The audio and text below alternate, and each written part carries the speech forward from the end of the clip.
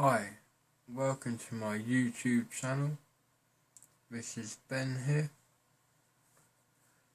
I'm just going to make a video on my schizophrenia. I have got paranoid schizophrenia and I've been diagnosed with at least psychosis for the past decade, so the last 10 years since 2004. Basically, where do I start? It all started from doing some street drugs and led me to having my brain kind of split into two, whereas half of it would at the time be me and half of it would be voices. These voices would just totally take over my head and consist of either random people saying they're going to shoot me if I go out, or they're going to come and take me away, or I'm going to die in my sleep tonight, or and things like that, just shockingly bad things. And I used to have nightmares if I actually got to sleep, that is. They were just so vivid and real, and they did consist of me killing people, and this was because people were shooting at me and I was running behind corners into people's gardens, and I thought they knew I was there, so I would go somewhere else, and it would involve going along the road. And then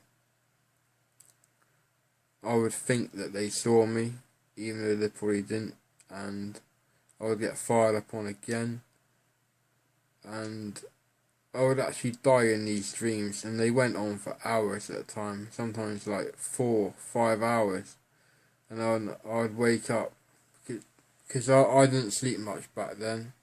This is when it was at its worst, and that's how I managed to sleep through it.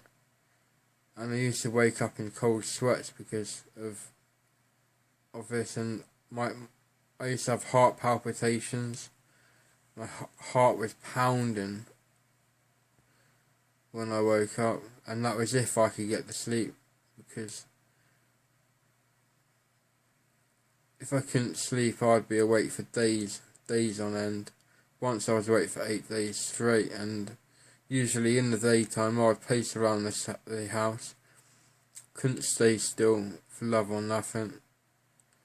I could stay still maximum 10 to 15 seconds due to the fear of being taken away and locked up, because I thought I was going to get taken away due to paranoia. Severe paranoia is what psychosis is, and I used to have extreme paranoia of my parents being against me, and the next door neighbours plotting to take me captive and dump me in London or some other big city, and this would be out without clothes, without money, being on my own, with that problem in a big city, when all the people's like voices would jumble up into just one voice,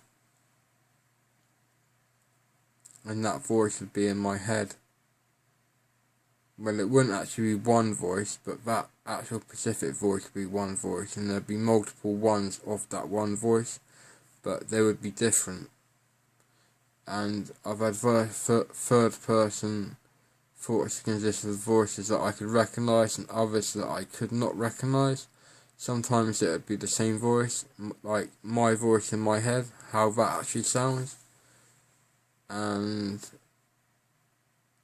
it isn't really very consistent.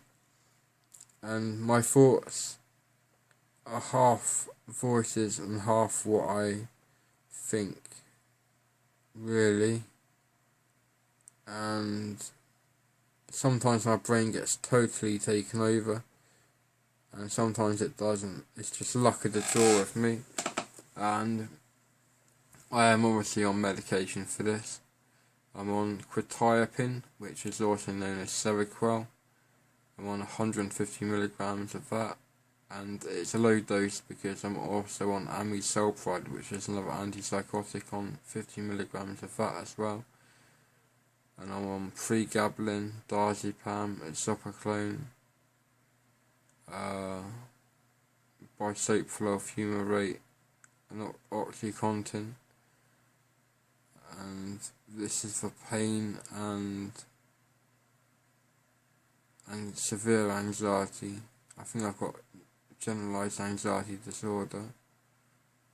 I was once diagnosed with schizoaffective disorder, but then they re-diagnosed me with schizophrenia, paranoid schizophrenia to be exact, and that's what I actually think it is. And it's a very difficult life to put up with, because you're basically knackered all the time, because putting up with that amount of crap in your head makes you really tired. Really, really does. And it's not good. I don't recommend, I don't wish people, anyone, even my worst enemy, to have schizophrenia, because it's just that bad. There is nothing that I consider would be worse as a mental illness than schizophrenia. It could be. Other people are entitled to their own opinion, but for me, schizophrenia is the worst mental illness. I can't think of a worse one, really. There is stuff like borderline personality disorder and bipolar disorder that are very bad mental illnesses, but are they worse than schizophrenia, paranoid schizophrenia? I don't know. I know that something like a third to a half of people with schizophrenia will actually kill themselves in their lifetime, which is a pretty sad fact. Quite a large number, that is. A very large number, in fact. And that proves just how bad it is. I don't think that figures are high for any other mental illness. And yeah, just wanted to make this quick video. I've done plenty of videos on schizophrenia and my life and things before, but just wanted to make a quick one. Again, just to make a bit of an update. I might add some more to this at some point, but at the moment I'll leave it at that and stick it on YouTube and see what responses I get, because I hope I want to help some people. And basically the antipsychotics I've been on are Abilify, which is aripiprazole, risperidone, which is Risperdal, and quetiapine, which is Seroquel. I haven't been on haloperidol, which is Haldol, and I haven't been on Thorazine either. But the quetiapine seems to help more than the other ones did. The Risperidone didn't do anything to me, and Abilify had a slight effect, but it didn't help that much. So they weren't really worth going on, but I had to try these things out because I didn't know they weren't going to work at the time. So yeah, I'll leave it at that for now and upload this, and I will finish this video now. Thanks for watching, and please subscribe to my channel.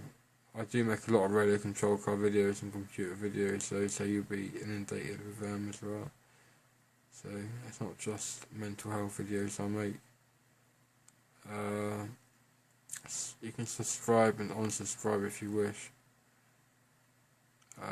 Please like this video if you have liked what you've seen, and have a nice day. Thanks for watching.